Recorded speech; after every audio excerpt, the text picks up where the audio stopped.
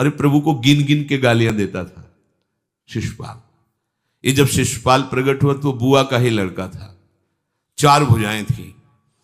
तो इसके जन्म उत्सव के समय फिर श्री कृष्ण बलराम जी भी गए हुए थे। तो आचार्य ने जन्म कुंडली उस समय बाची कि महावीर होगा, ऐसा ऐसा सब वर्णन करते रहे और कहा ये उन्हीं के हाथ से मारा जाएगा जिसकी गोद में डालने पर इसकी 2 भुजाएं हट जाएंगी। तो वहां जितने आए हुए थे रिश्ते नातेदार, समाज के श्रेष्ठ श्रेष्ठ जन, सबकी गोद में शिशुपाल को, और जे भी भगवान श्री कृष्ण की गोद में डाले 2 भुजाएं गिर गई। रो करके उनकी बुआ ने कहा कि मैं भिक्षा मांगती हूं कि मेरे बालक की आपके हाथ से हत्या नहीं होनी चाहिए, तो उनका 100 अपराध क्षमा करता हूं। तो उन्होंने सोचा 100 अपराध काहे को करेगा, का 100 अपराध तक मैं इसे बिल्कुल कोई दंड नहीं दूंगा, ये वचन देता हूं। ये जब से तोतली वाली बोलना शुरू किया तब से भगवान को गालियां देना शुरू किया था। इसका स्वभाव ही ये वैर, पूरा ऐसा वैर, भगवान को गालियां देता था। जिस समय सब धर्मात्माओं राजाओं की सभा भरी हुई थी और भगवान श्री कृष्ण की अग्र पूजा हुई, सब तो सह गए, शिशुपाल खड़ा हो गया और ऐसे कटु वचन बोले, महाभारत में लिखा, हमने स्वाध्याय में पढ़ा था, ऐसे कटु वचन बोले कि कोई भी नाराज हो जाएगा उससे। तो पहले भीमसेन खड़े हुए और कहा कि अपने बड़ों का सम्मान करना सीख, चूंकि भाई ही लगता है, जैसे कुंती बुआ ऐसे भगवान की वो बुआ का दूसरा है, ये लड़का है, सम्मान करना सीख। अगर तू ऐसे ही बोलता रहा तो यही मैं तेरा गला काट दूंगा। ऐसे कहा बैठ जा ब्रकोदर, बहुत खाने वाला, तू क्या मेरे से लड़ेगा। भगवान ने भी इशारा कर दिया। जब देखा कि ये बोलता ही चला, भीष्म जी खड़े हुए और भीष्म जी ने कहा मैं श्री कृष्ण के चरण आसक्ति चित्त वाला हूं, अगर अब एक भी शब्द यहां बोला इसने तो मैं किसी की नहीं सुनूंगा, इसको नष्ट कर दूंगा। और दोनों सभाओं के सर पर पैर रखता हूं, जो श्री कृष्ण का विरोध करे उसके लिए मैं पर्याप्त हूं। भगवान ने कहा चुप रहो, शांत रहो, सबको बैठा ला। वो गिनती शुरू किए थे, 98, 99 का शिशुपाल सावधान, जो तुम्हारी माता को वचन दिया था बस एक शब्द रह गया है, आगे मुझे दोषी कोई न ठहराए। 100 तक क्षमा करने की बात कही थी। जे ही, वो तो रुकने वाला थोड़ी था, जे ही आगे बोला सुदर्शन जी के द्वारा उसका वो परम उद्धार हुआ जो बड़े बड़े ऋषि मुनियों के लिए बड़ा दुर्लभ पद कहा गया है।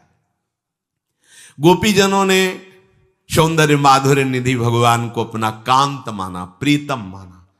एक ही वृत्ति, कितनी गजब की वृत्ति गोपीजनों की है कि सब कार्य करते हुए कृष्णाकार वृत्ति है। बेचने दही जा रहे हैं, बोल रहे कोई कृष्ण ले ले, दामोदर ले ले, माधव ले ले। कैसी वृत्ति है, देखो कैसी उच्च कोटि की अवस्था है। किसी भी भाव से हमारे प्रभु से जुड़ जाए तो इच्छा द्वेष द्वंद्वों से वो मुक्त हो जाए। और जब तक ये ठीक है, ये बेठीक है, इस तरह के द्वंद्व तुम्हारे हृदय में बने रहेंगे, तब तक मूढ़ता रहेगी और उससे पतन होता रहेगा। संसार का संबंध दृढ़ होता है इच्छा से। बहुत सुंदर बात है, संसार का संबंध दृढ़ होता ही है इच्छा से। इच्छा खत्म, संसार का संबंध खत्म। कितनी बढ़िया बात है। पर हम भागे घूम रहे हैं इच्छाओं की पूर्ति के लिए। जब एक बता दिया कि समुद्र है भगवान, जो चाहिए इन्हीं से क्यों नहीं, पर इनसे मिलने के लिए भी तुम्हें शराब छोड़ना पड़ेगा, तुम्हें मांस छोड़ना पड़ेगा, व्यभिचार छोड़ना पड़ेगा, गंदे चिंतन छोड़ने पड़ेंगे। वो राजी नहीं हो तो करो पाप और चाहो सुख। ऐसा कैसे हो सकता है? यही है जीव की परेशानी, यही है। वो ये चाहते हैं कि हे संत महात्मा, हे भगवंत, हमको छूट दो, हम खूब गंदे आचरण करें और आप हमसे सेव संतरा रुपया पैसा ले लो और आप ऐसा आशीर्वाद दो कि हमारी उन्नति होती रहे, दुख न मिले, हमें सुख ही मिलता है। कभी स्वप्न में भी नहीं हो सकता। तब लग कुशल न जीव कहूं, सपने हूं मन विश्राम, जब लग भजत न राम कहूं, शोक धाम तज काम। ये दुखों का खजाना काम अर्थात इच्छा, इसका त्याग करके भगवान की शरण में होकर जब तक नाम जप नहीं करोगे, स्वप्न में भी तुम्हें विश्राम नहीं मिलेगा। और नाम जप एक गंदे आचरण करने वालों के हृदय में नहीं हो सकता। नाम परम पवित्र है। ये तभी होगा जब आपका खान पान सात्विक हो, आपका वातावरण सात्विक हो, आपका बोलना उठना बैठना सब सात्विक हो, तब नाम भगवान कृपा करेंगे आपकी जिह्वा। फिर कौन सी इच्छा रह जाएगी, कौन सी इच्छा रह जाएगी? अरे आप विश्वास कीजिए, ये जितनी इच्छाएं हैं सब स्वाप्निक हैं। जब आप सच्चा विवेक धारण करेंगे तो आपसे पूछा भी जाएगा कि जबरदस्ती केवट से कह रहे ले लो, वो कह रहा आप कछुनाथ न चाहिए मोरे, नहीं चाहिए। प्रहलाद जी कह रहे हैं वरदान मांगो, हमारी आज्ञा का पालन करो, तो कह रहे हाँ आपकी आज्ञा का पालन करता हूं, हे नाथ मुझे यही वरदान दीजिए कि आपसे भी कोई इच्छा न रहे। ये वरदान मांगा कि आपसे भी कोई इच्छा। आप सोचो क्या है ऐसा भागवतिक रस कि जिसको वो मिला तो भगवान से भी कह देते। और भक्त तो बड़े विचित्र विचित्र है, वो भगवान से कहते तुम्हारी इच्छा क्या है प्यारे, बोलो हम पूर्ण करते हैं। तुम्हारी इच्छा क्या है, हमारी तो कोई इच्छा ही नहीं, आप बोलो आपकी इच्छा क्या है, आप क्या चाहते हो, मैं कैसे आपको रिझाऊं। ये जब कामना को लेकर के मनोवृत्ति का प्रवाह संसार की तरफ होता है, तब ये कामना ही हमें राग द्वेष में बांध देती है। जो महापुरुषों ने उपासना करके शास्त्र स्वाध्याय करके अनुभव किया है, उसे ध्यान से सुनो। इच्छाओं से बचने का उपाय, इच्छा ही आपके बंधन का कारण है, इच्छा ही जन्म मरण का कारण है। इच्छाओं से बचने का उपाय, कर प्रमाद मत बनो आलसी, करो सुचारु रूप से काम, अपना काम स्वयं करने में लाज बड़प्पन तजो तमाम। पहली बात, शरीरधारी को किसी दूसरे शरीर से अपने शरीर की सेवा तब तक नहीं लेनी चाहिए जब तक बीमार ना हो जाए, असमर्थ ना हो जाए, चाहे गृहस्थ में हो चाहे विरक्त में हो। ध्यान दीजिए, आप चाहे आपकी पत्नी हो, पुत्र हो, परिवार हो, आप उनके सेवक हैं, क्योंकि वो सब प्रभु के जन हैं। इस भावना से रहोगे, कभी नाराज नहीं होगे, कभी गुस्सा नहीं आएगा, कभी झगड़ा नहीं होगा। अगर आप अपने को ये माने कि प्रभु मेरे इस रूप में आए हुए हैं, मुझे अपने कर्तव्य का पालन करना है, तो कहीं झगड़ा नहीं हो सकता।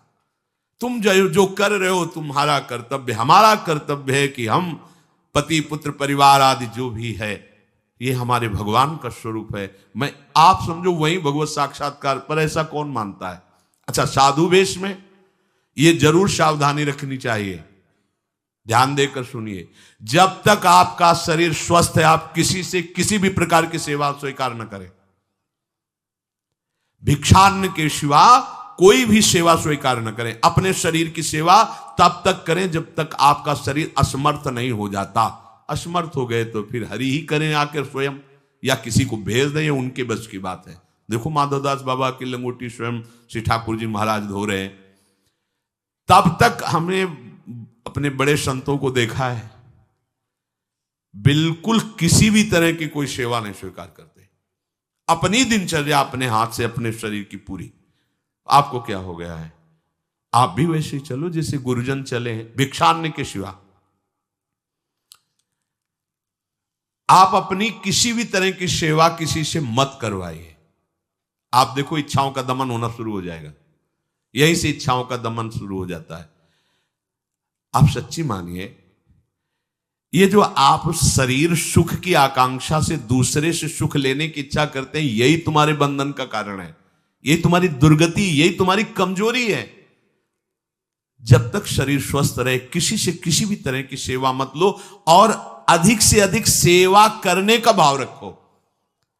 सुधार, हमें सेवा करना है, सेवा लेना नहीं है। जब तक सेव्य का साक्षात्कार ना हो जाए या शरीर असमर्थ ना हो जाए, तब तक ये नियम दृढ़ रखना चाहिए। गुरुजनों को भी देखा, श्री जी की सेवा कर दो, रसोई के से बाहर, शरीर सेवा में कभी भी नहीं। कभी धोखे से ऐसे वस्त्र आदि रह गए और महाराज जी अनुपस्थित धो के जल्दी से फैला दिया तो भी डांट लगी, ऐसा क्यों किया? नहीं रखे थे महाराज जी, हमने ऐसा कर दिया। नहीं, जब तक हम कहें नहीं तब तक नहीं। आज भी सरकार अपने ही हाथ से श्री जी को भोग लगा के ही, सब हैं पर वो अपने ही हाथ से 2 रोटी भोग बना के।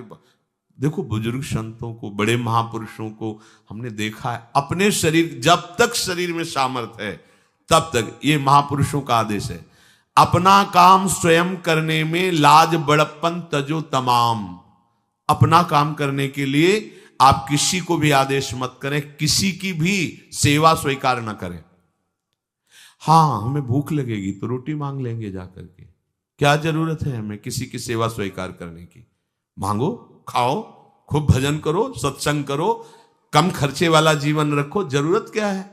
जो जरूरत है गली चलते दे देंगे भगवान, विश्वास करो, गली चलते दे देंगे। विरक्त गृहस्थ धर्म पूर्वक कमाओ, जितनी आवश्यकता प्रभु दे देंगे। ऐसा कोई त्रिभुवन में नहीं जिसकी आवश्यकता की पूर्ति ना होती हो।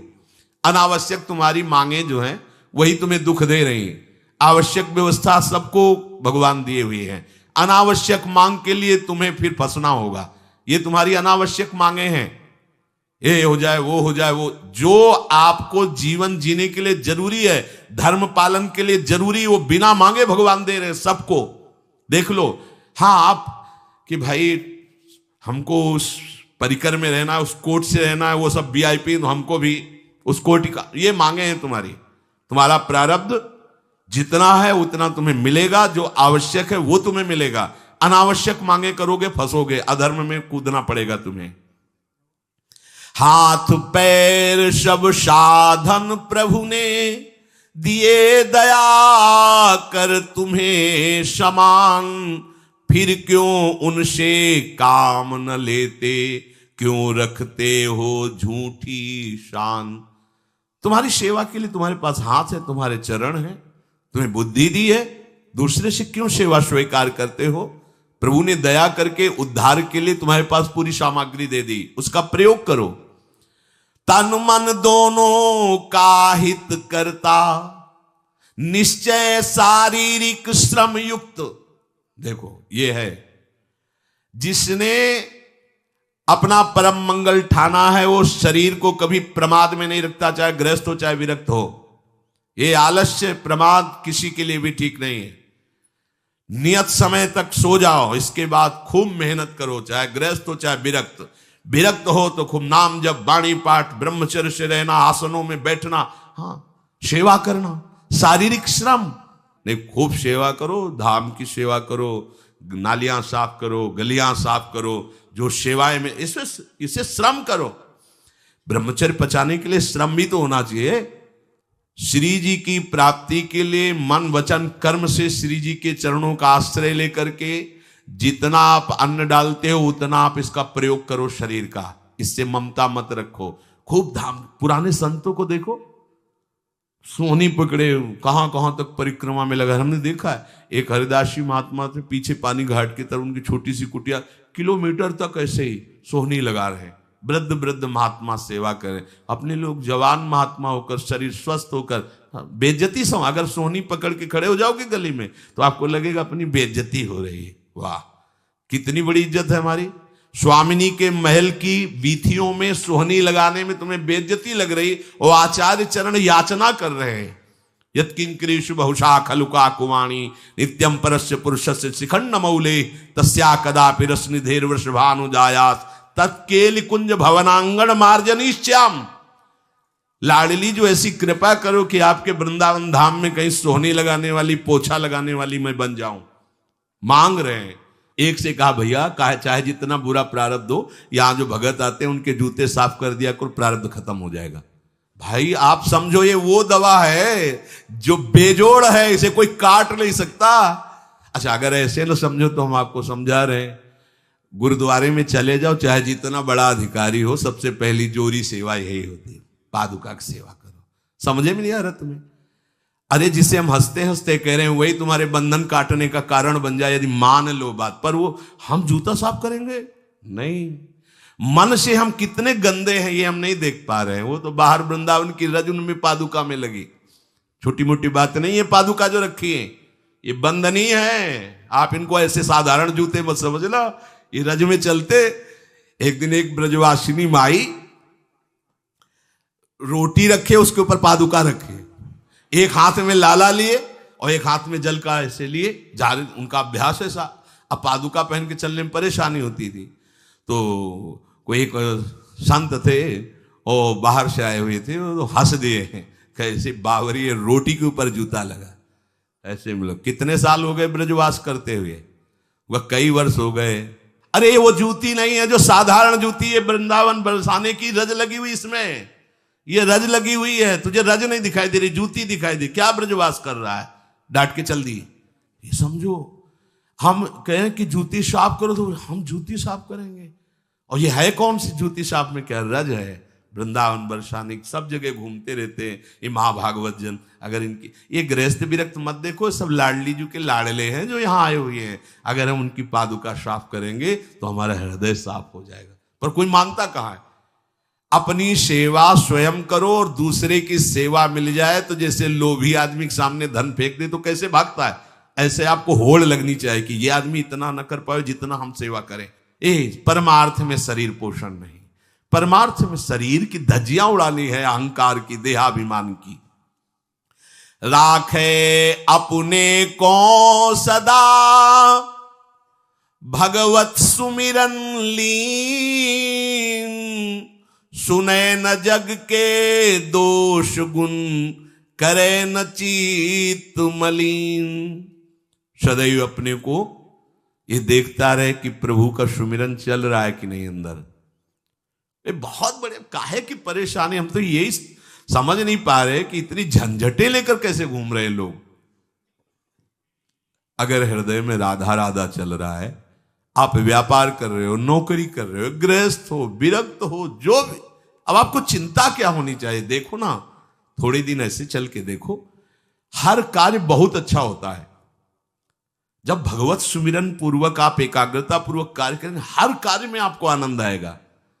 पर वो तो शरीर पोषी, जैसे आग जलने में फफोला पड़ जाता है ना, उसको बहुत संभाल के रखते हैं, ऐसे देहाभिमानी साधक भी होते हैं। कोई कोई इतना शरीर को सजा के, इतना संभाल के कि लगता है यही भगवत प्राप्ति है इनकी, कि इनके शरीर बिल्कुल ऐसे नहीं। संतों ने देखो ना कैसे अपने शरीर के राग का त्याग किया है, गुरुजनों की आज्ञा में तत्पर होकर धज्जियां उड़ा दी देहाभिमान की, तब उनको परम पद प्राप्त हुआ है। अपने शरीर का राग रखने वाला परमार्थ में कैसे चल सकता है। कब तक फंसे रहोगे विषयासक्ति वासना में हो दीन, अरे कब तक मन में भरे रखोगे दुर्विचार दुर्भाव मलिन। जिन भोगों के लिए हो रहे तुम लालायित सुखमय जान, यही घोर दुख उपजाएंगे, बढ़ जाएगा अज्ञान। इसलिए छोड़ो सब आशा ममता आसक्ति कामना मद अभिमान, एकमात्र शरणागत होकर भजो निरंतर राधे श्याम। प्रभु की आसक्ति हृदय में धारण करो। यही समझ में नहीं आता। चले हो राग त्यागने के लिए, पोषण कर रहे हो शरीर राग का, कैसे बात बने। चलो कोई विषय संसारी है तो लगता है अभी बेचारा है। हाँ, आप लोग बेचारों की लाइन में थोड़ी हो, आप लोग बेचारों की लाइन में नहीं हो। आप जितने भी, चाहे गृहस्थ हो चाहे विरक्त हो, धाम आ गए हो, दीक्षा ले ली है, शास्त्र स्वाध्याय करते हो, सत्संग, आप बेचारे हो, आप भगवत पार्षद हो। पर आप अपने स्वरूप को समझो, ये अंदर की बातें सुधारो। आगे कह रहे हैं कि सुने न जग के दोष गुण, करे न चित्त मलिन। अपने भगवत चिंतन में मगन रहो। कोई तुम्हें यदि किसी की निंदा आदि सुनाने लगे तो उसे मत सुनो। पूछे कछु कछुए कहे, को आए के पास, सुन ले कछु बोले नहीं, सब ते रहे उदास। पर निंदा पर दोष के कथन सुनन में लोग, जो आनंद अनुभव करें तो लहे नरक के भोग।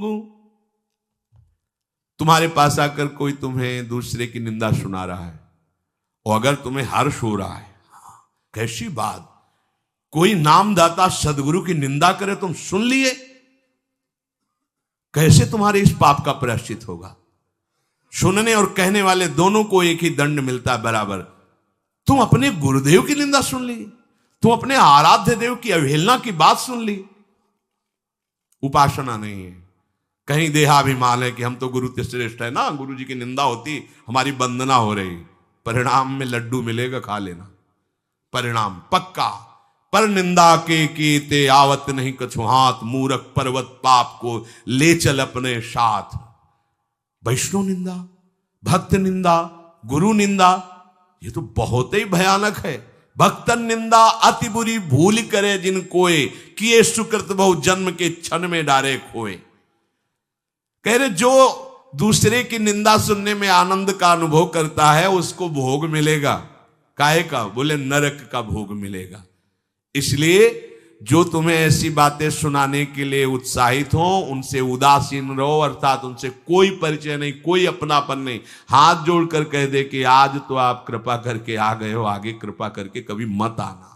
नहीं, आज हम आपका स्वागत नहीं कर रहे, आगे स्वागत करेंगे तो आप सह नहीं पाओगे, इसलिए आप कृपा करके आगे मत आना। हम आपके पास गए नहीं, आप आकर हमारे गुरु की, हमारे इष्ट की अवहेलना की बात करोगे तो आज क्षमा करते हैं, चले जाइए, दोबारा मत आना। चाहे वो कोई भी हो, तुम्हारी निष्ठा में इतनी ताकत है वो झुक जाएगा, उसकी सामर्थ्य नहीं कि वो आगे आ जाए। अगर हमारे कोई इष्ट की, आचार्य की या किसी भी नाम जापक की कोई निंदा करता है, हम सुनते हैं और उससे सुख मानते हैं, तो कह रहे हैं उसको नरक का भोग मिलेगा। नहीं, हमें जिस मार्ग में चलना है, हमें अपने आराध्य देव की प्रति प्रीति प्राप्त करनी है। और प्रीति प्राप्त होती, कोई भी राम कृष्ण हरि शिव बोले, सबके चरणों में हमारा नमन है, सबकी चरण धूले हमारे माथे पे। निंदा करना, अरे सब जगह भगवान है, ये बात देखने के लिए तो हम चले, हम निंदा स्तुति। अगर कोई हमारा मित्र बनता है, हमारा निज जन बनता है और हमको हरि गुरु इष्ट आदि की किसी भी तरह की कोई निंदा, हमें बिल्कुल बर्दाश्त नहीं करना चाहिए और दूरी बना लेनी चाहिए, कभी उससे संभाषण नहीं करना चाहिए। कहे न अपनी बात कछु, सुने न पर की बात, एक निष्ठ प्रभु में रहे, बसो सदा दिन रात। अपने हृदय की भक्ति की बात सहसा किसी से ना कहे और ना किसी की बात सुने, क्योंकि हमें अपनी आचार्य निष्ठा, गुरु निष्ठा से चलना है। आप अपनी निष्ठा से चल रहे हो, हमारे काम की है नहीं, क्योंकि अब हम बदलने वाले हैं नहीं, तो तुम्हारी निष्ठा से हमें कोई परिवर्तन होने वाला नहीं। और हम अपनी निष्ठा के बाद तुमसे इसलिए नहीं कहेंगे कि वो तो इष्ट मिले और मन मिले, मिले भजन रस रीति, तब वो बात कहनी चाहिए, ऐसा किसी से नहीं। तो क्या करे, एक निष्ठ होकर अपने आराध्य देव में दिन रात लगा रहे। ये बहुत जगह जाना, बहुत लोगों से व्यवहार करना, ये सब भजन में बाधक बात है। समिट जाओ, अपनी लाडली लाल को दुलार करो, नाम जप करो, धाम वास करो, बहुत जो है, हाँ, दर्शन कर आओ। नहीं, एकांत वास करो, प्रभु खुद आके दर्शन दे देंगे, मान लो विश्वास। अगर आपका भजन ठीक चल रहा है, सही मार्ग चल रहे हो, तो दर्शन वाली बात ही हट जाएगी, क्योंकि फिर वो समा जाते हैं, हृदय में समा जाते हैं, नेत्रों में समा जाते हैं, मन में समा जाते हैं। आनंद की उमगन में कभी गए, आंख लड़ा ली प्रभु से, नहीं तो आंखों में ही बसे रहते। पी मूर्ति नयनन बसे, तेहि रस रहाय समाये। राग रोष दुख दोष में जग सो रहे सचेत, काहू सो न करे कबो वैर भाव अरुहेत। कोई इच्छा न रखो तो तुम्हें कभी क्रोध नहीं आएगा। इच्छा राग ही द्वेष को उत्पन्न करती है। इन दोनों से सचेत रहो, ना किसी से तुम्हारा द्वेष होने पावे न राग। कभी किसी से किसी भी तरह अगर झगड़े का, लड़ाई का अवसर आता है तो हाथ जोड़कर निकल जाओ, झगड़ा मत करो। उससे ये होगा कि आपकी वृत्ति बच जाएगी, नहीं तो वृत्ति द्वेष पूर्वक बार बार उसका चिंतन करेगी जब भजन में बैठोगे, और उसके प्रति अशांति, जलन पैदा हो जाएगी। सब सो न्यारो होई रहे, पर खारो हु नहीं होए, सबकी सब कुछ सहे नीति, वो प्रभु को प्यारो होए। समझो बात, सबसे अलग रहो, किसी से अपना मन मत मिलाओ, केवल मन नाम से मिलाओ, प्रभु से मिलाओ, गुरुवाणी से मिलाओ। पर किसी का अपमान मत करो, किसी के लिए ऐसा कड़ुआ वचन मत बोलो कि उसके हृदय मंदिर में बैठे भगवान हैं, उसका हृदय दुखी हो जाए। सबकी सब कुछ सह लेता है जो कोई, वही प्रभु का प्यारा होता है। करे न जग चर्चा कबों, रहे सदा चुपचाप, रही इंकित निज भजय प्रभुता को सेवै आप। जो जगत की कभी भी चर्चा नहीं करता, मौन धारण करके केवल प्रभु के चिंतन में मगन रहता है, उसका भार प्रभु ले लेते हैं, उसकी सेवा आप स्वयं करते हैं। प्रभु किसी न किसी रूप में आके उनका भरण पोषण करते हैं। पै प्रभु के रस प्रेम की निर्मल गोपन बात, कहे न काहू सो कबों, सहे सकल आघात। भजन में जो तुम्हें आनंद आ रहा है, जो तुम्हें स्वप्न में कोई अनुभूतियां हो रही या प्रगट में कोई अनुभूति हो रही, कभी भी किसी से भी वो बात ना कहे, क्योंकि ऐसा कहने से तुम्हारे भजन में विघ्न पड़ जाएगा। सारी की सारी बातें पचा लो। जैसे तुम गुप्त रूप से गलतियां करते हो, कभी नहीं बोलते हो, लेकिन कोई भी भागवती की अनुभूति छोटी सी भी होगी तो सभा में बोलने का मन होगा, क्योंकि उससे हमारी प्रशंसा होगी, अहंकार का पोषण होगा। बिल्कुल नहीं। भजन संबंधी कोई भी आनंद की बात, कोई भी भगवदानंद अनुभूति कभी किसी से न कहे, एकदम छुपा जाए। अगर कोई ऐसा कि हमने तो ऐसे लक्षण आप में देखे, हाँ नहीं ये तो ऐसे ही तुम्हें यहाँ हंसुआ, हमारे अंदर ऐसा कुछ नहीं। कोई भी भागवतिक वृत्ति कहीं अपने में आरोपित करके प्रदर्शन का कार्य न कर दे। सह न सके पिय की तनिक निंदा, जो कहूं होए सहज त्याग सर्वस्व करी, डारे निज को खोए। यदि अपने आराध्य देव की कोई निंदा कर रहा हो तो वहां सहन न करे। सही न सके पिय की तनिक निंदा, जो कहूं हो। संत शंभु श्री पद अपवादा, कही सुनी तास मर्यादा, काटी जीव तासु जो बसाई, श्रवण मुनि न चले पर आई। यदि हमारे कोई आराध्य देव गुरुदेव की निंदा कर रहा है, ताकत हो तो उसकी जबान बंद कर दे, नहीं तो कान में अंगुली डाले उठ के चल दे, दोबारा उसका कभी चेहरा न देखे।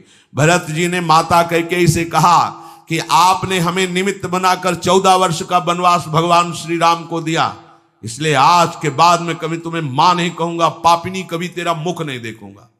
भरत जैसे भगवान के अवतार परम पवित्र माता कैकेयी के लिए ऐसे कट वचन बोले, आज के बाद कभी मां नहीं कहूंगा, है पापिनी तेरा कभी मुख नहीं देखूंगा।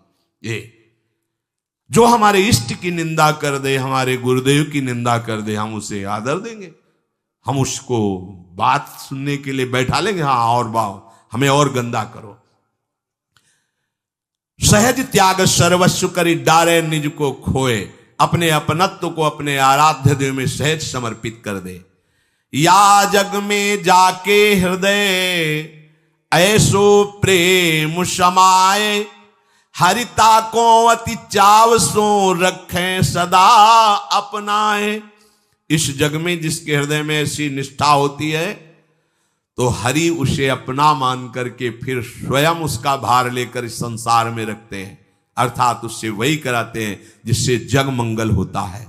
निर्मल या प्रभु प्रेम की महिमा कही न जाए, अति प्रेमी जो श्याम को हरि ही नित्य बसाए। दुख में संतत सुख लहे, सो आवे यही बाट, नाहित क्यों रचना करे, कपट नरक को ठाठ। जो निर्मल भगवत प्रेम है उसको कहा नहीं जा सकता, वो अनिर्वचनीय है। ऐसे निर्मल प्रेमी महात्मा के हृदय में श्याम सुंदर निरंतर वास करते हैं। इस निर्मल प्रेम को जिसे प्राप्त करना हो तो कमर कस ले, दुख का मार्ग है, इसमें दुख में चल करके महासुख में पहुंचा जाता है। कह रहे दुख में संतत सुख लहे, सो आवे यही बाट।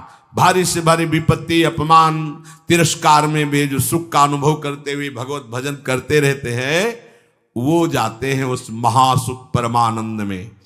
नहीं तो कह रहे हैं नाहित क्यों रचना करे, कपट नरक को ठाठ। फिर ये बातें बनाने से नरक ही मिलेगा, भगवत प्राप्ति नहीं होगी। इसलिए इच्छा और द्वेष का त्याग करके अपने आराध्य देव के निरंतर चिंतन में मगन रहो। भजन का फल है अपना अस्तित्व मिटा देना, कोई भी इच्छा न रह जाना। तो श्री भगवान स्वयं उसके हृदय में बैठ करके सब योगक्षेम का वाहन करते हैं। जैसे अहंकार से हम सोचते हैं ये हम नहीं करेंगे तो कैसे हो जाएगा, तो पूरी सृष्टि तुम्हारे करने से हो गई है क्या? जिन्होंने एक संकल्प में अनंत ब्रह्मांडों का सृजन, पालन और लय करते हैं, करते रहेंगे, उन प्रभु को पहचानने के लिए मनुष्य जन्म हुआ है। यही परम कर्तव्य है, हम भजन करके उनमें लीन हो जाएं, उनको जान जाएं, तो महान दुख से हमारा छुटकारा हो जाए।